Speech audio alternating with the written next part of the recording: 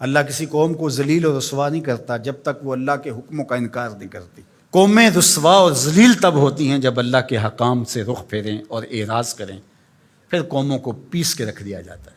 ماضی کے اندر جو قوموں کو عذاب دیے گئے تھے وہ حصی تھے، اور حضور علیہ الصلوۃ والسلام کے بعد جو عذاب آتے ہیں وہ حصی نہیں ہیں، وہ معنوی ہیں۔ ماضی کے اندر جو قوموں کو عذاب دیے گئے ان پہ پتھر اترے، ان کے اوپر جو چوہوں کا عذاب آیا، ان کے اوپر مینڈکوں کے عذاب آئے، طوفان آئے، ڈبو دیے گئے، ان کی شکلیں مسخ کر دی گئی، خنزیر اور بندر بنا دیا گیا، مختلف صورتوں میں تبدیل کر دیا گیا۔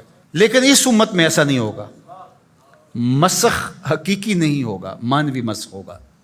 مطلب کیا کہ حقیقی مسخ تو یہ ہے چہرے بدل جائیں، مانوی مسخ ہے چہرے نہ بدل جائیں، سوچ غلط ہو جائے۔ یہ ہے مسخ مانوی، اندر بدل جائے، اور وہ عذاب مانوی ہوگا، اور اس عذاب مانوی کی صورت تشتت ہے، افتراق ہے۔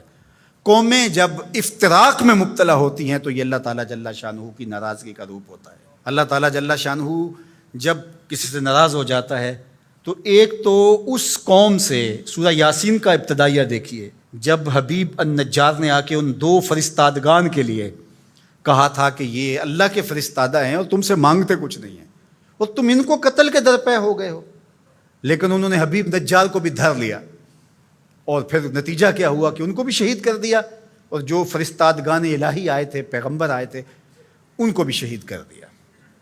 اور سورہ یاسین میں وہ سارا واقعہ موجود ہے، اور وہاں پڑھیے اللہ نے جو ان کے اوپر عذاب نازل کیا۔ ایک تو وہ چیخ تھی جس نے ان کو آ لیا، اور پھر وہ جو ہے وہ اپنے گھروں میں گرے پڑے ہو گئے۔ اور دوسرا جو عذاب اللہ تعالیٰ نے دیا اس قوم کو، اللہ تعالیٰ نے فرمایا پھر ہم نے ان کی طرف کوئی ہادی بھیجا نہیں۔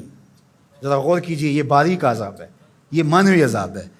انہوں نے میرے فرستادگان کی قدر نہیں کی تو پھر میں نے سزا کیا دی کہ پھر ان کی طرف میں نے کوئی ہادی نہیں بھیجا، رہنما نہیں بھیجا جو ان کی رہنمائی کر سکے، ان کو بلائے، ان کو پھر اندھیروں میں بھٹکنے کے لیے چھوڑ دیا۔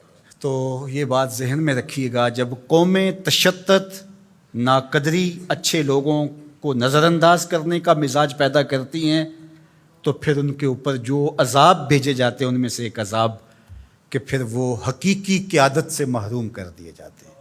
آج میرے وطن اور عالم اسلام کی جو حالت ہے، ہم اس وقت قیادت کے اعتبار سے یتیم ہیں۔ یہ الگ بات ہے کہ ہر بندہ دعویٰ کر رہا ہے کہ میں ہی نجات دہندہ ہوں اور میں ہی قائد ہوں۔ مذہبی لوگ بھی، سیاسی لوگ بھی، سب کہتے ہیں کہ میرے بغیر تو چرخ کا پہیہ ہی نہیں گھوم سکتا، میں ہی سب کچھ۔ لیکن حقیقی طور پہ اگر دیکھیں تو یہ امت بے امام ہے۔ اس وقت ہمارے پاس قیادت کا فقدان ہے، اگرچہ قائدین کی بہتات ہے، لیکن قیادت، حقیقی قیادت جو درد امت کا مداوع کر سکتی ہو، جو ضرورت کی کفیل ہو، وہ قیادت آج ہمارے پاس نہیں ہے۔ اقبال نے بھی کہا تھا، اٹھانا پھر کوئی رومی عجم کے لالہ زاروں میں، وہی آب و گل ایران، وہی تبریز ہے ساکی۔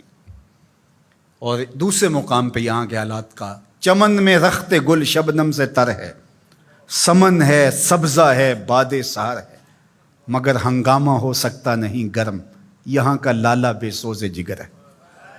یہ سزائیں ہوتی ہیں قوموں کو کہ ان کے اندر پھر حقیقی قیادت کو اٹھا لیا جاتا ہے، پھر قوم بھٹکنے کے لیے چھوڑ جاتے ہیں، پھر مختلف جتھوں کے ہتھے چڑھ جاتی ہے۔ اور آج جو ہے ہمارے ساتھ ہو رہا ہے وہ کسی سے مخفی نہیں ہے۔